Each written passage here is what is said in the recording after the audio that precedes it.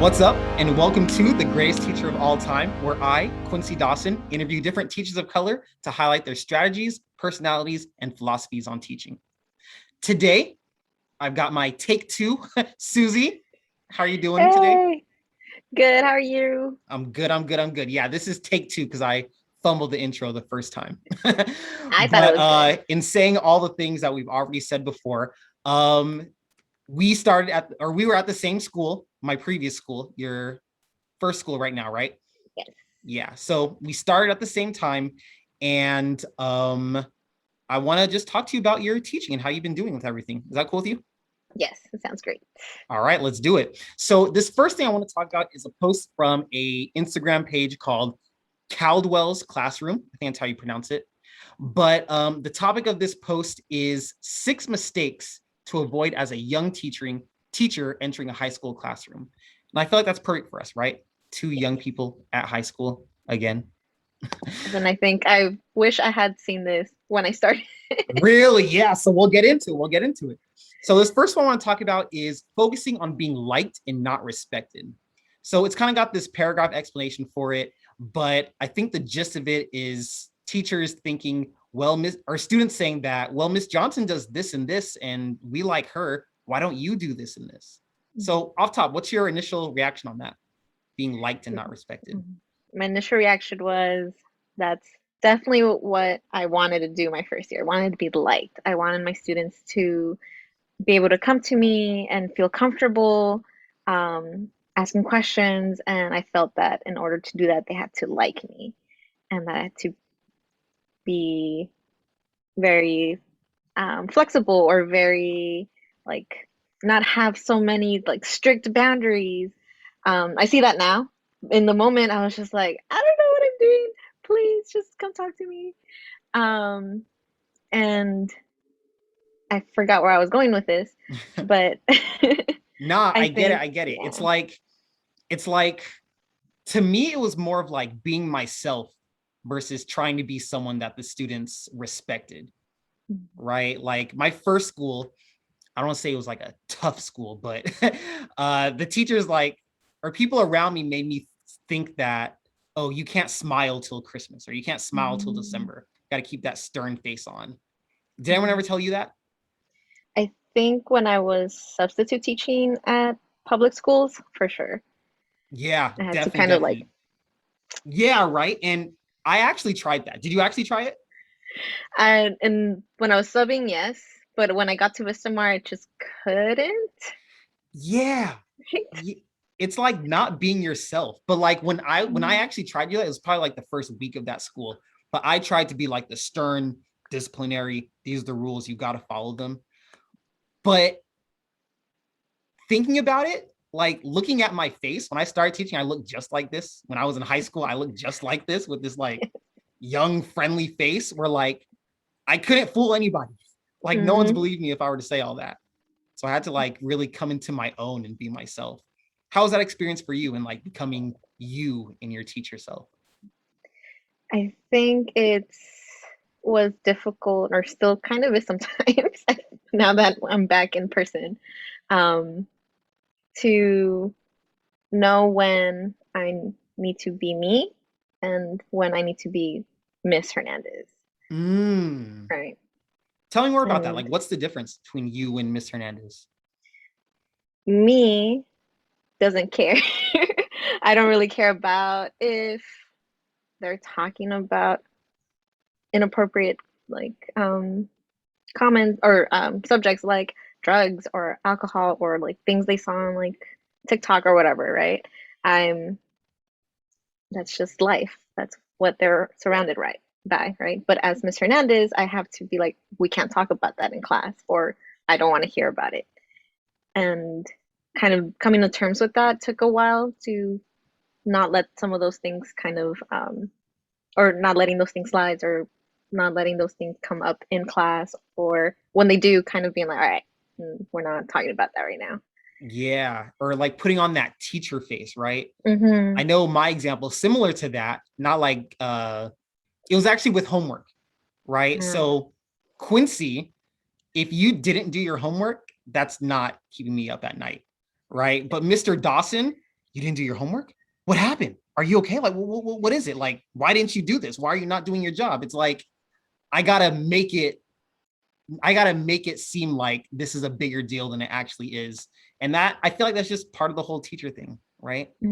Yeah, and I feel that I was that same way in my first year. How you just described it, it's like I internalized it and I couldn't separate it. I was Mm. stressing out about like, oh my God, that student has turned in that assignment. I need to send an update and I need to remind them like we have these missing assignments and how am I gonna do that? Or how am I going to grade this? Or I won't be able to give them back feedback on this other thing, and it kind of like snowballed, right? And I had to learn it's not on me, it's on them, and then that's it. Yeah, yeah. And I think that is with like the whole balance that comes with it too. Because to an extent, I know I said it earlier, but to an extent, I do care that they didn't do their homework, right? To an extent, I'm sure you care too. But it's just like the teacher in you has to bring that out to make you care more, right? Yeah, Yeah. That's so interesting how we do that naturally. Or yeah. it actually takes time too. Mhm. It takes Yeah. time to develop how to say it too, how to remind students um, via emails or updates or in person. I think for me, the big struggle was finding the words, how to get the message across without Hmm. seeming so like authoritarian. Okay. Yeah, yeah. It's hard. And I think the best way is to just be human about it, right? Like, I need to put on this face, but come on, I'll be real with you. I understand why you didn't do your homework. I get it, Hmm. right? Yeah, That's cool. That's exactly. cool.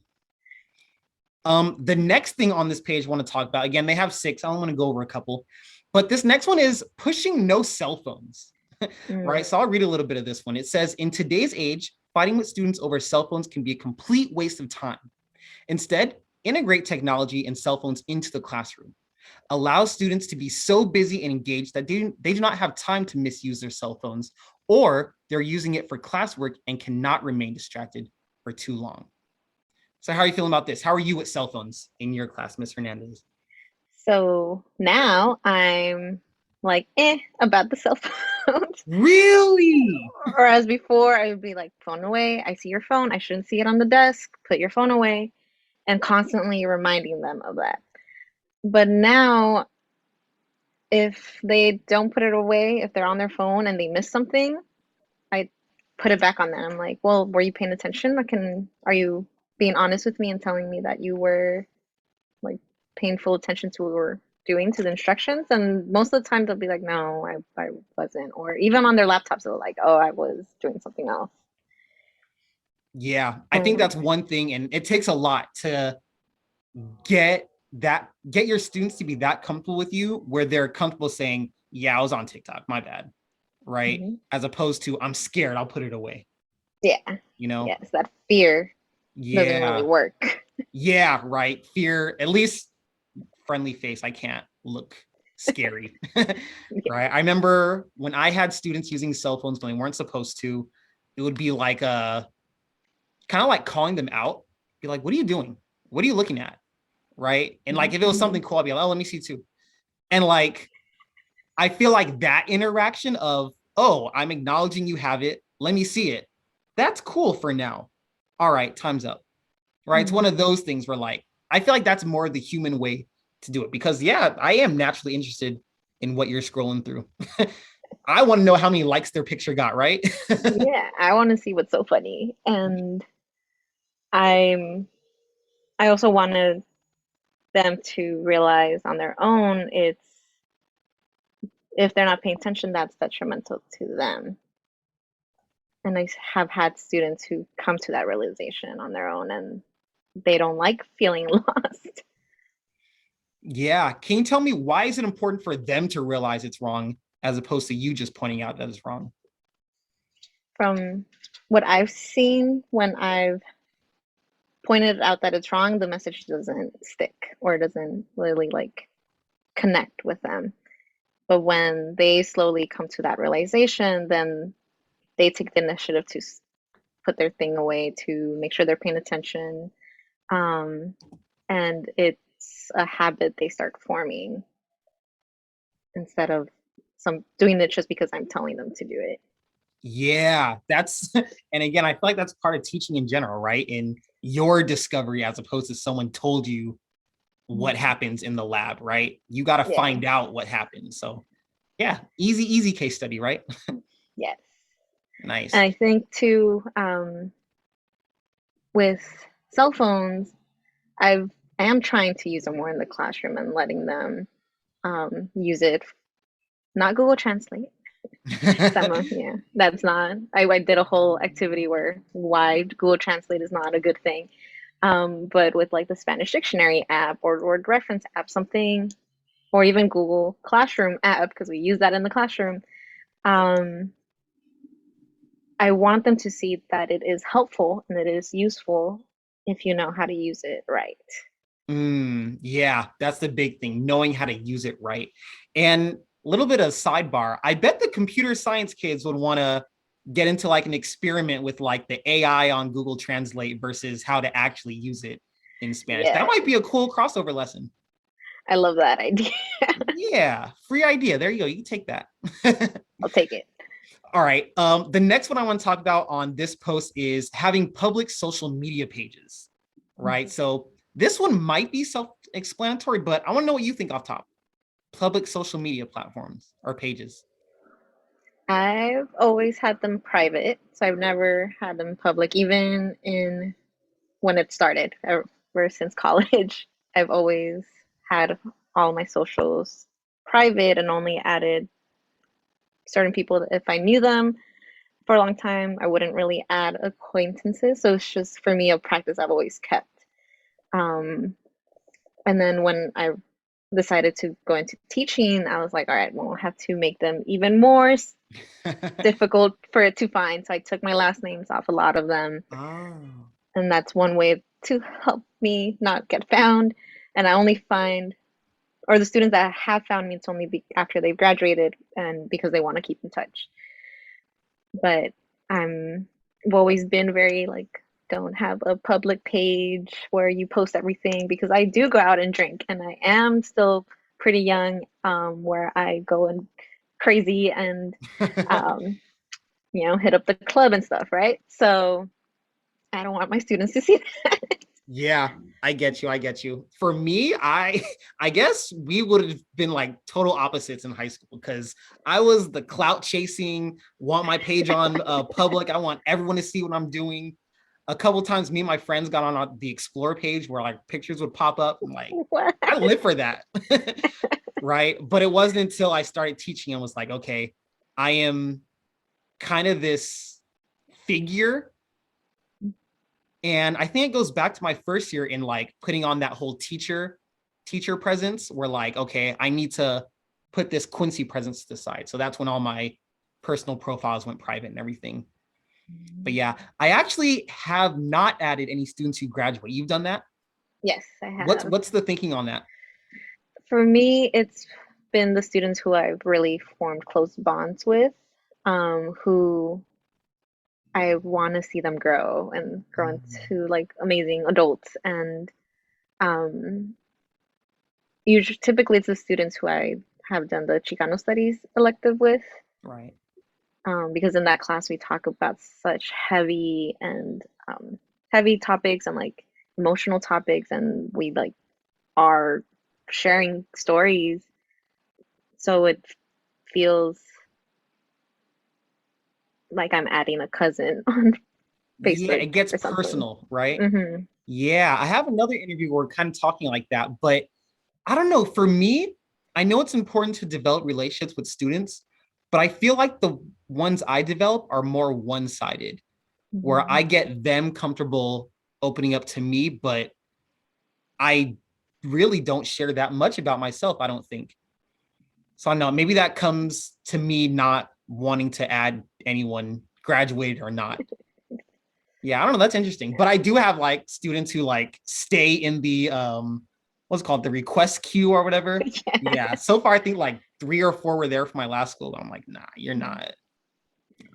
And I think what I've seen my uh, from the students that I've added, they're usually, I think, only adding me on their Finstas and their fake accounts. So I don't really see their stuff anyway. Wait, what? Yeah.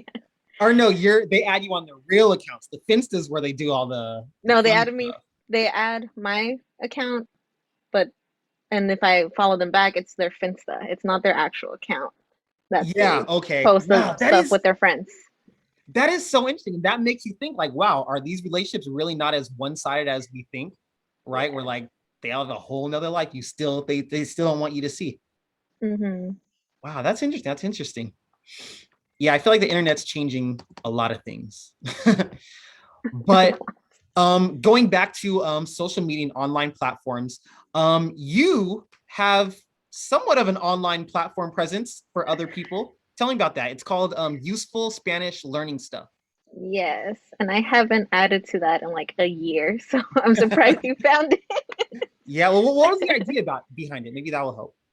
Well, it's a Tumblr blog, and I was big on Tumblr. Still kind of, well, not big as in like big presence, but I big as in I would spend hours scrolling through it all through college and undergrad, and I found my community through there, my fandoms and other queer folk, and I would find out about new shows through Tumblr.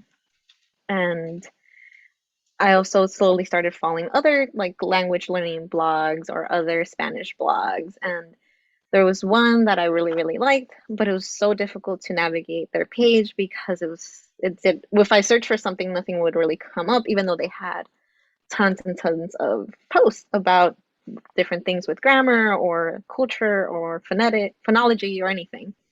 So I decided, well, I'll make a side page of Tumblr where I take all these things that I'm seeing and I'll organize it myself and I'll put tags on it with like gramática or um, vocabulario or things like that. So it was more for me to keep it organized and for me to like, if I needed to find an explanation about something um, grammatical or something that had to do with like the history of the language or language evolution, I can easily find it instead of like all these other blogs that didn't keep it organized.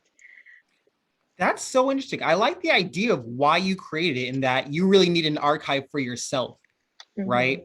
But I'm sure other Spanish teachers have used this, right? Do you think like I these have are useful no resources? idea. I mean, we don't know, but I would assume people definitely use this, like just looking for I Spanish resources. I hope so, and I think people do. I don't know if it's other teachers, but I know other it's people who still use Tumblr. I'm still getting follows on that account, and I'm still seeing like activity, like likes and stuff on the for that account. I'm like, I haven't posted in a year, but I'm still getting people who are finding this helpful and useful. Yeah, man. And that's proof right there that this is actually working for other people. That's great. That's Yes. great. That's Yeah. so funny. You follow teacher pages online and I follow Kanye West fan pages. I mean, I got Sailor Moon pages that I follow as well, so it's Okay, okay. okay. So yeah, that's the Suzy side. The Suzy Yes. side. All Yeah. right. But going back to that and how these pages probably help a lot of other people. I'm sure when you were first starting out teaching, you looked for a lot of resources. But with that, can you maybe compare your first year of teaching to how you are now? Like, what's the difference? What's the growth? What's the opposite of growth? I think the big difference I'm seeing this year is I am better at setting boundaries. Mm, And I think part of it comes from the chronic illness that I'm dealing with and learning how to navigate that. And it also it's coming from me putting myself first and being like, no, I can't help you with that right now. Come back later, or I'm I need to do this and that. So we'll tackle this homework problem during office hours or something. Whereas before, I'd kind of like drop everything and be like, hey, let me help you. Or yeah, let's figure this out and try to like get to the bottom of it. And my lights just turned on. And I think another way that I've grown is in how I set those boundaries with my students. Like we were talking earlier about fear and being like a strict like teacher and authoritarian. Before, I really heavily relied on that like anger or like fear and like just trying to get them to listen to me in that way. And now I don't step off of that. And when they, if they cross a boundary or they're not listening, I try to take it a different way instead of taking it Hmm. personally. And I'm like, okay. So maybe an example might help because I'm getting myself lost. No. I think you're Yeah. kind of hitting, but yeah, the example. The example was yesterday. Yesterday, or earlier today, actually. I noticed a student, we were doing the listening exercise. I was playing like a recording, and I noticed him looking around and looking at his partner's work and trying to check off what we were doing, the multiple choice thing we were doing, from looking around. And he looked confused and lost. And I know my first year, I would have just been angry, like, oh my God, he's like copying off students and he's blatantly cheating in class, even though it wasn't graded, but I was just very like, how can he do that? And what I did instead now was just later towards the end of class, like I got down to his level and I was like, hey, I noticed you were having some trouble with that audio. Can you tell me what was going on? And he's like, oh yeah, like I think I can't really understand the Spanish because it goes too fast for me. Um, and maybe I need to hear it a few more times. I'm like, oh, okay. So it's because you didn't understand. It's not just because you didn't want to do the work that you were looking around, you just didn't understand. And that I was able to kind of, with compassion, reach that Hmm. decision or that point instead of just immediately being like he's just cheating off of students and doing this other thing without really realizing he's having trouble maybe processing the material. Yeah, I hear that. The boundaries is definitely one. But yeah, what you were just saying too, and just being more compassionate for students for things they do, right? Yeah. Yeah. I think I think from what you see in like movies, like the stereotypical like mean teacher and stuff, I feel like those people in real life take the job way too seriously. You're Mm-hmm. not personally offended that a student, I don't know, dropped their pencil in class, right? Or you're not personally offended from them just gazing off out the window or something, right? Like, Mm-hmm. chill out. It's okay, right? We're all gonna be okay. That's good. That And compassion is it's really good. not about you, right? It might be about the student. Yes, and it could be something about them that you don't even know of, right? Something you can't even fathom. But yeah, that's great. Thank you for sharing that. Yeah. This last thing I want to ask you is about teaching Spanish, your specific Mm-hmm. subject, right? So, how did you get into teaching Spanish? It kind of, I fell into it, I Oh, guess. fell face first Yeah. or like feet first? Like face first and into the deep end. Oh, wow. Okay, tell me about it. It was during grad school. We were, as graduate students, we taught the undergrad Spanish classes. And it was just like, here's the book, here is the syllabus from the professor, go teach this class. You meet once a week for an hour, sorry, once a day, an hour a day, 5 days a week. And that was it. No lesson plans ready, no, nothing, just go. Wow. You teach next week, go. And that was scary. And it was, I didn't know what I was doing. I felt so unprepared. Um, and I didn't at that point I wanted to be a like a professor, a researcher, so I didn't really think I would want to teach. Although I actually found my diary from when I was like 7 years old in like eighth grade or some or third grade or something, and I wrote in there I want to be a teacher. What? So I'm like, maybe there was something there. Do you remember those thoughts? Like, why did you want to teach at such a young age? I do remember when I think back, I'm like, oh, I remember now. I remember having like a little whiteboard and trying to teach my little brother the ABCs. And I remember admiring my teacher, my third grade teacher, especially because she was so sweet and kind and really great at explaining the material. And I felt like I learned so much at a young age, right? Wow. Yeah, especially Um, that third grade teacher. Yeah, I wonder if yeah. they realize the impact they made. Do you know if you keep in contact? You follow them on Instagram? I can't find them. I have a feeling they changed their last name. Ah, So I'm unable to find Miss Moss now. But hopefully one day I can find Miss Moss. I already all right. forgot her first name. Well, Miss Moss, if you're out there, remember Suzy, Yeah. hit her up. Yes. But I think I want to talk more about teaching Spanish specifically Hmm. because I think with teaching physics, it's fun.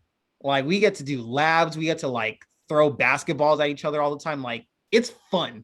What is fun about teaching Spanish? What's fun for me is the that it can we can play games and that we can do activities that don't just have to be sitting there and looking at grammar structures and conjugation charts. It can be done in a fun way. We can have conjugation games and where students race to the board to write the correct conjugation. Um, We can have um, bingo games. We can do online games. Anything that gets them using the language. We can do puzzles where you match like the English word and the Spanish word and make an image out of that. Um, I think what's also fun, at least for me, I don't know if it's fun for the students, is when they make mistakes when and then they correct themselves. okay, I thought you were gonna Because say giving out yeah, tests was the fun part. no. When they are like presenting something and they say something wrong or they mispronounce something, but then they catch it and then they would correct themselves. For me, that's the spark of like, ah, they're getting it. If they can self-correct, that means they're doing the thinking. They're um, it's starting to sink in on what Spanish should sound like. Mm, Um, and I would like them to also become excited about that part, but that's hard, right? It's hard to be excited when about your mistakes. But for me, that's like I I am so happy when they make a mistake and they are able to catch it and they correct themselves. yeah, yeah, that's it. I think all teachers live for that aha moment to see in their students' eyes, right? Yes. Yeah, but that's another great thing too. When how you said taking something like conjugation and making it fun, that just goes into like the whole creative side of teaching that I feel like a lot of people don't always see. And it's what I missed over the pandemic, right? Ah, I tried to recreate as much as I could, do some like fun games or like escape room type of situations, like virtually, but it just didn't click as much, yeah, right? And now that we're in person, like, oh, we can run around the classroom when we can have fun and they're learning without realizing it. yeah, and that's it. Yeah, just those different creative ways to let students have fun and learn at the same time. It's great. It's great. Yeah. Suzy, to close us off with all your experience in teaching and from what you've done in the class and everything, I want to know, why are you still a teacher? I ask myself every morning. No. I ask myself every morning because I don't like waking up early and Okay. commuting and driving. And then I get there and I start teaching and seeing the kids and like they'll like ask questions or they're getting things and it's like oh, this is why Mm. this is why I still do this because they are so curious. They ask questions about like, oh well, why is it like this in Spanish but not like this in English, or vice versa, or like why is Spanish, why do we have like the formal and informal? And I'm able to answer those questions and they're like, oh, cool.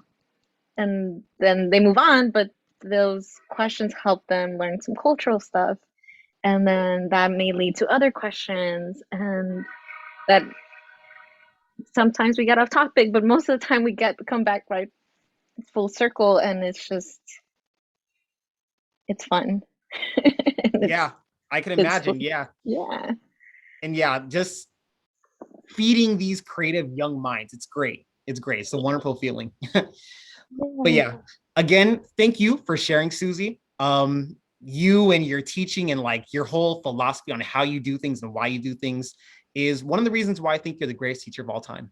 Oh, thank you. Yeah. And thank you to everyone else for listening to The Greatest Teacher of All Time, where I interview teachers of color from all over to highlight their philosophies, strategies, and personalities.